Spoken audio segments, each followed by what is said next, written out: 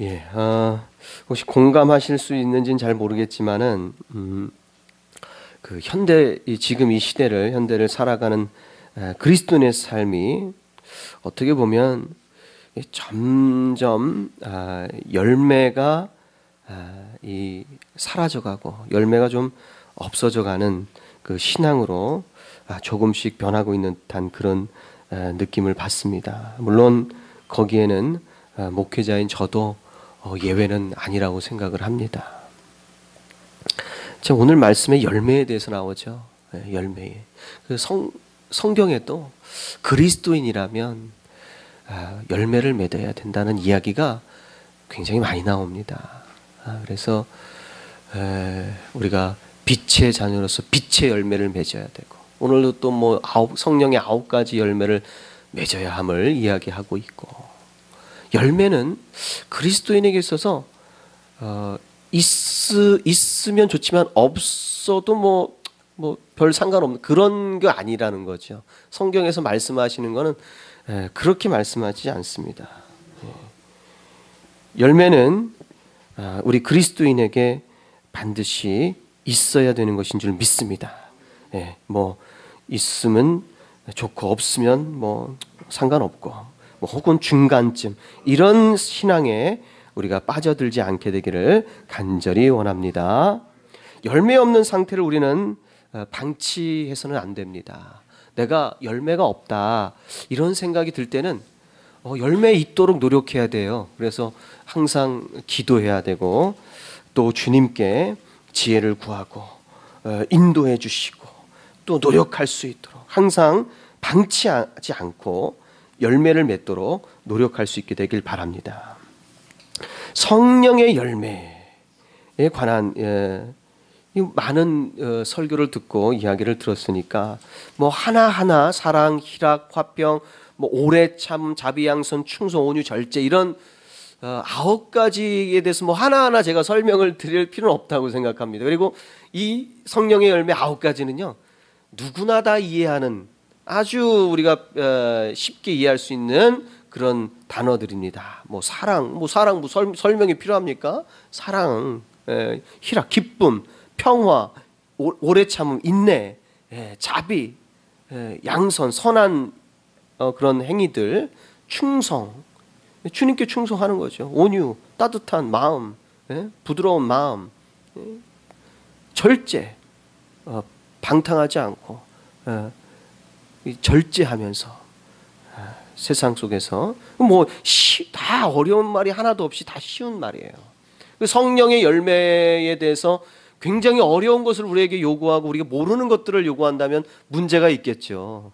그런데 사실은 너무 일반적인 겁니다. 이런 것들은 사실 어렵지 않습니다. 다 이해할 수 있고 알아듣는 수 있는 그런 열매들이기 때문에 그걸 굳이 하나하나 설명을 드릴 필요는 없다고 생각을 합니다.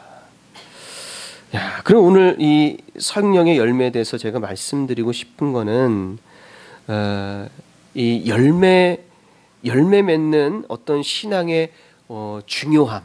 그러니까 우리가 열매에 대해서 너무 무감각하고 또 혹은 방치하고 이런 어떤 이런 마음들, 이런 것을 좀 우리가 고침받기를 원한다. 그런 의미에서 말씀을 좀 전하고자 합니다. 세례 요한이 바리새인들에게 이렇게 얘기합니다. 회개에 합당한 열매를 맺어라. 회개에 합당한 열매를 맺어라. 그러니까 뭡니까? 회개라는 것은 이렇게 우리가 세례 요한의 말을 빌어서 이야기한다면, 회개는요, 진짜 회개는 그에 합당한 열매가 있어야 된다는 거죠. 열매가 없으면 그것은 어떻게 보면은 순간 감정적인 회개였다든지 아니면 거짓된 회개였다든지 뿌리 내리지 못하는 그런 회개가 되어버리는 거죠. 진짜 회개는 회개에 합당한 열매를 맺어야 된다는 거예요. 그럴 때 그 회개가 참된 회개가 되는 겁니다. 세례 요한이 회개에 합당한 열매를 맺어라 하면서 우리에게 굉장히 심각한 이야기를 던져줍니다. 이미 도끼가 나무 뿌리에 놓였으니 좋은 열매 맺지 아니하는 나무마다 찍혀 불에 던져지리라. 자, 이게 열매는 있어도 그만 없어도 그만 하는 문제입니까? 세례 요한의 우리 말씀을 우리가 성경을 통해서 들었을 때 이게 있어도 그만 없어도 되는 그만 그런 류의 것입니까? 그리스도인의 열매가? 말씀은 절대 우리에게 그렇게 얘기하지 않습니다. 예수님도 이렇게 얘기하십니다. 예수님도 좋은 나무가 나쁜 열매를 맺을 수 없고 못된 나무가 아름다운 열매를 맺을 수 없느니라. 아름다운 열매를 맺지 아니하는 나무마다 찍혀 불에 던져지느니라. 예수님도 우리에게 그렇게 얘기하셨어요. 세례 요한도 그렇게 해요. 열매 맺지 아니하는 나무다 찍혀 불에 던져지리라. 똑같은 얘기를 해요. 세례 요한과. 그럼 우리는 열매에 대해서 정말로 이 신앙적으로 굉장히 심각하게 돌아볼 수 있어야 하며 또 방치해서도 안 되고 무감각해서도 안 되고 진지하게 영적으로 생각해 봐야 될 줄 믿습니다. 마태복음 21장 43절에 이런 말씀도 있습니다. 하나님의 나라는 그 나라의 열매를 맺는 백성이 받으리라. 하나님의 나라는 누가 받아요? 그 나라, 하나님의 나라의 열매 맺는 백성이 받는다. 자, 이런 말씀들을 보면요, 우리가 이 열매에 대해서 굉장히 경각심을 가지고 깨우쳐야 돼요. 신앙의 상태를 점검하고 열매 없다 생각하면 정말 빨리 나를 이 열매 있는 그런 나무가 되도록 변화시키고 주님께 간구하고 성령의 인도하심을 간절히 원해야 될 줄 믿습니다. 이런 말씀이 없으면요, 하나님 나라는 그 나라의 열매 맺는 백성이 맺을 거야, 열매 없는 나무는 찍혀 불에 던져질 거야. 만약 이런 말씀이 없었다면 우리는 열매 없는 신앙에 대해서 아무런 위기감도 느끼지 못하고 살 거예요. 이런 말씀이 없다면 열매가 있든지 없든지 상관 않고 그냥 살 거예요. 그런데 우리 하나님의 말씀은 우리에게 이렇게 경각심을 줍니다. 우리를 경책하고 열매 없는 신앙에서 벗어나도록 우리를 권면합니다. 강력하게. 하나님의 나라는 그 나라 열매 맺는 백성이 받으리라. 이 말씀만 들어도요, 가슴이 철컹하면서 두려운 마음이 느껴져요.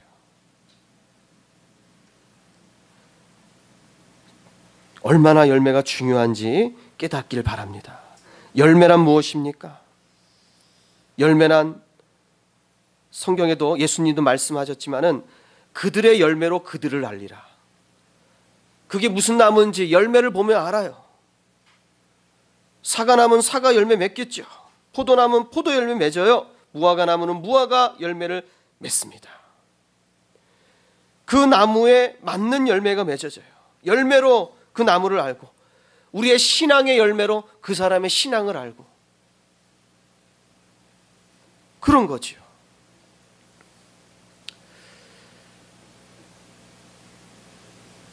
열매란 무엇이냐? 바로 우리의 신앙의 삶의 실천을 열매라고 하는 거예요. 실천. 성경에서 말하는 열매는 오늘 말씀에 오직 성령의 열매 9가지 얘기할 때 사랑, 희락, 화평, 오래 참음, 자비, 양성, 충성, 온유, 절제 9가지. 이거는요, 어떻게 보면 좀 추상적인 이야기들이에요. 구체적인 실천의 부분들을 이야기보다는 이 열매 모든 신앙의 실천을 다 포함할 수 있는 그런 상징적인 단어들만 일단은 이 성령의 9가지 열매에 들어가 있습니다. 그러나 더 우리가 알아야 될 것은 굉장히 이 구체적인 실천으로 이어져야 한다는 사실입니다. 세상의 철학이나 사상 같은 건요, 그냥 우리 책으로 읽고 뭐 그냥 듣기도 하고 배우기도 해서 그냥 내 마음이나 내 생각에 실천되어지지 않아도 쌓는 것으로 만족하며 살 수 있습니다. 그러나 주님이 말씀하시는 실천은 구체적인 겁니다. 외적인 증거예요.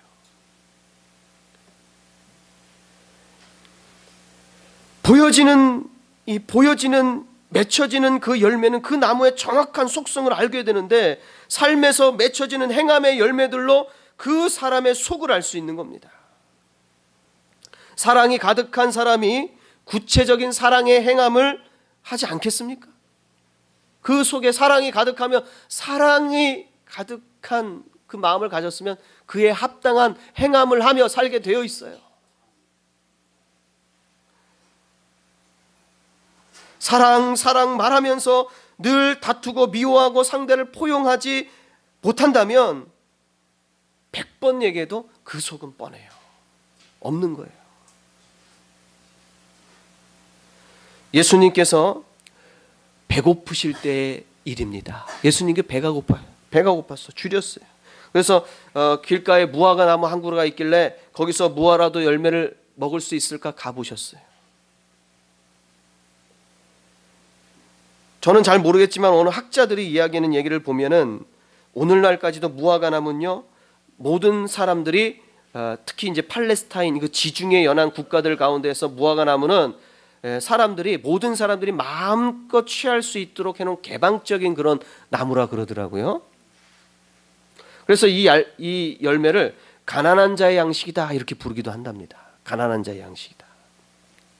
그 무화과 나무를 이 주림 이 배를 채우기 위해 예수님께서 무화과 나무에게 갔어요.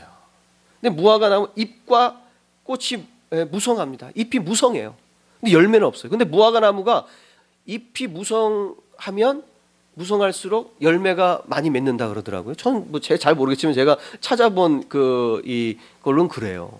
잎이 맺힌 다음에 그리고 무성하게 맺힌 다음에 그리고 열매가 맺는다고 합니다. 잎이 무성하면 열매가 함께 열릴 것이라고 기대하고 예수님께서 찾아가신 거죠. 그런데 이상하게도 그 무화과는 잎은 있는데 이상하게 열매가 없어요. 그래서 예수님이 열매 없는 그 무화과 나무에게 말씀하시기를 이제부터 영원토록 네가 열매를 맺지 못하리라.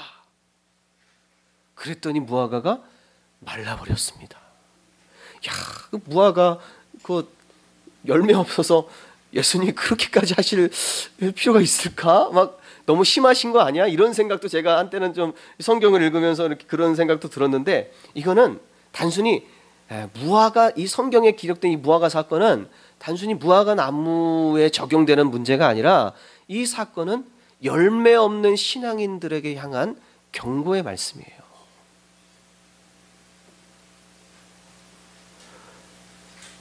마태복음 21장 19절에 이 사건이 있은 후에, 이 무화과 사건이 있은 후에 43절에 보면은 하나님 나라를 너희는 빼앗기고 그 나라에 열매 맺는 백성이 받으리라 라고 이렇게 말씀하십니다. 그러니까 이 무화과 사건이 같은 이 21장 안에 있는데, 바로 이 21장 19절의 이 사건 이후에 43절에 이 말씀을 하시는 것은 분명히 단순히 무화과 나무를 말라버리게 하신 무화과 나무만을 이야기하는 것이 아니라 그 열매 없는 무화과 나무는 바로 열매 없는 신앙인들에 대해서 경고하고 계신 거죠. 그래서 하나님의 나라를 너희는 빼앗기고, 열매가 없으니까 그 나라는 열매 맺는 백성이 받으리라 이렇게 말씀하시는 거예요. 자, 우리가 하나님의 나라를 유업으로 받을 자녀인 줄 믿습니다. 하나님의 나라를 유업으로 받을 자녀. 그러면 하나님의 나라를 유업으로 받을 자녀라면 그 나라에 합당한 열매도 함께 맺어야 되는 줄 믿습니다. 너무 당연한 거예요. 너무 당연한 거예요. 그게 오늘 이 함축적으로 말씀되어진 그 열매가 오늘 성령의 9가지 열매예요. 이 신앙의 모든 열매는 전부 여기에 포함될 수 있습니다. 아무리 구체적인 것들을 우리가 할지라도 이 9가지 열매 안에 다 포함이 돼요. 주님은 우리에게 너희는 세상의 빛이다 이렇게 얘기했어요. 너희는 세상의 빛이다. 빛의 자녀예요. 그래서 빛의 열매를 맺어야 합니다. 이같이 너희 빛이 사람 앞에 비치게 하여 그들로 너희 착한 행실을 보고 하늘에 계신 너희 아버지께 영광을 돌리게 하라. 너희 빛이니까 빛을 사람들 앞에 비추어라.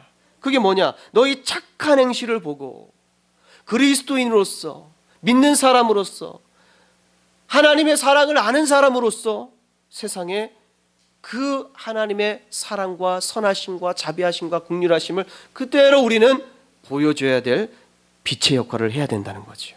착한 행실, 너희의 착한 행실, 하나님과 관계가 있는, 하나님께 영광을 올려드릴 수 있는 그런 착한 행실을 보고 하늘에 계신 너희 아버지께 영광을 돌리게 하라. 세상 사람들이.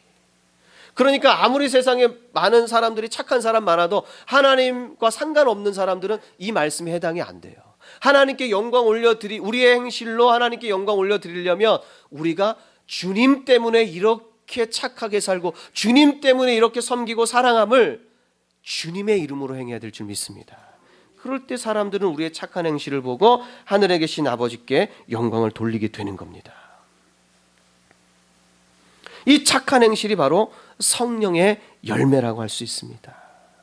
그래서 우리가 성령의 열매를 보면 9가지인데 어떤 분들은 하나 지키기도 어려운데 왜 이렇게 9개씩이나 만들어 놓으셨을까? 하나도 어려운데 9개를 어떻게 지키지? 어떻게 9가지를 다 열매 맺을 수 있지? 하면서 벌써 열매 맺을 것에 대해서 두려워하시는 분들이 있습니다. 한두 가지도 아니고 9가지를 어떻게 해? 염려하시는 분들이 있는데, 그런데 오히려 반대로 생각하세요. 야, 한 가지가 아니어서 너무 감사하다. 9가지 중에 하나는 맺을 수 있지 않을까? 예? 그렇잖아요. 내가 한 가지 열매를 제시해 주는데 나하고 잘 안 맞아. 내가 하기 어려워. 그러면 참 힘들잖아요. 근데 9가지니까 9가지 중에서 뭔가 내가 잘할 수 있는 게 있을 거란 말이에요. 예? 어떤 사람은 사랑이 많아. 어떤 사람은 인내를 잘해. 어떤 사람은 절제를 잘해. 어떤 사람은 착한 일 하는 걸 좋아해요. 또 어떤 사람은 마음이 따뜻해요. 그 사람의 성품에 맞게끔 한 가지 열매는 좀 맺을 수 있다고 생각합니다. 그리고 또 중요한 건 뭐냐면 이 9가지 중에서요, 한 가지 잘 맺으면요, 나머지는 같이 따라오게 돼 있어요. 여러분 생각해 보세요. 자, 사랑의 열매를 맺었어요. 사랑의 열매를 맺었어. 그 사랑의 열매를 맺으면 내가 누구를 사랑해요? 원수까지 사랑해. 그러면 기쁘지 않습니까? 안 그래요? 내가 사랑하면서 사랑의 열매를 맺으면서 슬프게 하시는 분 있어요? 그렇진 않을 겁니다. 누구를 사랑한다는 건 기쁜 거예요. 기쁨의 희락의 열매가 맺어지죠. 희락의 열매가 맺어집니다. 사랑하면 원수도 사랑을 하잖아요. 그럼 뭐예요? 평화가 이루어져요. 그러면 여기 나오는 화평이라는 열매를 맺게 돼요. 뭐 두말할 것 없이 사랑을 하면 잘 참아주겠죠. 인내 열매 맺는 거 아닙니까? 온유의 열매를 맺었어요. 난 마음이 좀 그래도 난 이렇게 뭐 사람들한테 좀 부드럽게 잘 대하니까. 그래 난 기도해서 온유의 열매를 맺어야 되겠다. 그 온유의 열매를 맺었어요. 온유의 열매를 맺으면 어떻게 됩니까? 온유한 사람은 당연히 다른 사람의 말을 잘 들어주고 또 잘 참겠죠. 그 인내의 열매를 맺고, 온유한 사람, 마음이 따뜻하면 당연히 자비로울 수밖에 없어요. 양선할 선을 행할 수밖에 없습니다.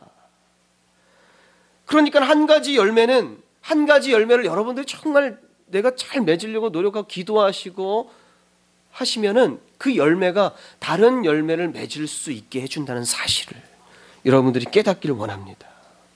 그래서 9가지라고 낙심할 것 없어요. 염려하실 필요 없습니다. 하나님께서는 감사하게도 그 사람에 맞게 그 사람의 성품과 성격까지도 고려해서 열매를 맺을 수 있도록 우리에게 다양한 열매를 제시해 주신 줄 믿습니다. 한 가지 열매를 통해서 다른 열매를 맺을 수 있도록 길을 열어주시는 거예요.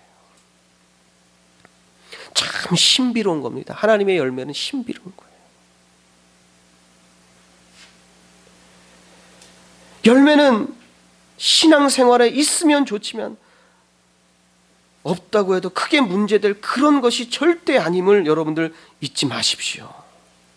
성경은 절대로 우리에게 그렇게 가르쳐주지 않습니다. 이렇게 9가지 열매, 조금은 추상적인 단어들로 쓰여 있지만 세례 요한은 자기에게 나오는 사람들에게 우리가 회개에 합당한 열매를 맺으라고 말씀하는 그 세례 요한에게 많은 사람들이 찾아왔을 때 우리가 어떻게 하면 좋겠습니까? 그랬더니 제시하는 내용들이 너무 쉬워요. 단순해. 어려운 게 없어요. 더 가진 사람은 나눠줘라. 먹을 거 있는 사람은 먹을 것도 나눠줘라. 군인들은 사람들을 억압하고 남의 것을 빼앗지 말고 자기 받는 것을 족한 줄로 알아라. 이게 열매라는 거예요. 회개에 합당한 열매. 세리들은 거둬야 될 것 이외에 더 징치하지 말고 합당하게 거둬라. 이게 열매라는 거예요. 열매를 우리 상당히 어렵게 생각하는 경향이 많은데 그렇지 않습니다. 열매는 우리의 삶 속에서 내가 충분히 행할 수 있는 그러한 것들이라는 사실을 여러분들 잊지 마십시오. 하나님을 사랑하는 사람은요, 그러면 하나님의 계명을 지켜라 이렇게 말씀합니다. 하나님 계명을 지켜라. 하나님 사랑하면 하나님 계명 지켜라. 근데 그 계명은 뭐냐? 계명을 어렵게 생각하지 마. 어려운 게 아니다. 우리에게 그 계명이 어려운 것이 아니라고 얘기합니다. 계명을 우리가 뭐 10계명이 있고 모세의 율법 613가지인가 하여간 600가지가 넘어요. 그 율법이 얼마나 세분화됐는지 모릅니다. 그것뿐이겠어요? 이게 이 사람들은 참 특이한 게 다른 나라로 이사 가잖아요. 그러면 그 나라의 문화가 있잖아요. 그러면 이거 우리 유대 사회에서는 한 번도 보지 못한 건데 우리가 이걸 해야 될까 말아야 될까? 율법을 분석해 가지고 또한 그 율법의 세부적인 다른 어떤 이 율례들이 생겨요. 또 이게 대단합니다, 이 사람들이. 그런데 그걸 어떻게 하나하나 다 지킵니까? 특히 우리 같은 한국 사람들은 유대인들도 아니고 율법을 어떻게 지키겠어요? 율법의 세목을 다 지키려면 어려워요. 그러나 서로 사랑하라. 그러면 율법을 다 지키는 거야. 사랑은 율법의 완성이고. 그러니까 우리가 하나님의 말씀을 지키고 계명을 지키고 열매를 맺는 것에 대해서 어렵게 생각하면 안 돼요. 하나님은 어떻게든 우리에게 쉽게 얘기해주고 쉽게 지키게 해주시고 낙심하지 않게 하시려는데 우리는 자꾸 어렵게만 생각해. 먹을 거 있으면 나눠주세요. 가난한 사람 나눠주시고 헐벗은 사람은 입혀주시고요. 그리고 남의 거 뺏지 마십시오. 그게 열매입니다. 열매. 주님의 이름으로 하시길 바랍니다. 나의 그런 착한 행실들이 하나님께 영광 올려드리는 단계로 넘어가지 않으면 곤란합니다. 쉬운 것들이지만 거기에 주님의 이름으로 하세요. 왜 저한테 이렇게 베풀어 주십니까? 제가 하나님의 사랑을 경험하다 보니까, 십자가 은혜를 경험하다 보니까 이렇게 함께 나누고 싶은 마음이 듭니다. 예수님을 믿고 나니까, 회개하고 나니까 이렇게 됐어요. 이렇게 주님과 관계가 된 그런 착한 행실들로 여러분들 사시면 여러분들 삶 가운데 성령의 9가지 열매가 맺혀지게 될 줄 믿습니다. 한 가지씩. 그러면 나머지는 자동으로 따라오게 된다는 사실도 잊지 마십시오. 열매 맺는 신앙이 나에게 정말 중요하다. 절대로 게으르게 방치하지 마시고 열매 맺는 신앙을 향해서 언제나 노력하고 기도하는 저와 여러분이 되길 간절히 축원합니다. 기도하시겠습니다. 참으로 좋으신 하나님 아버지, 도와주세요.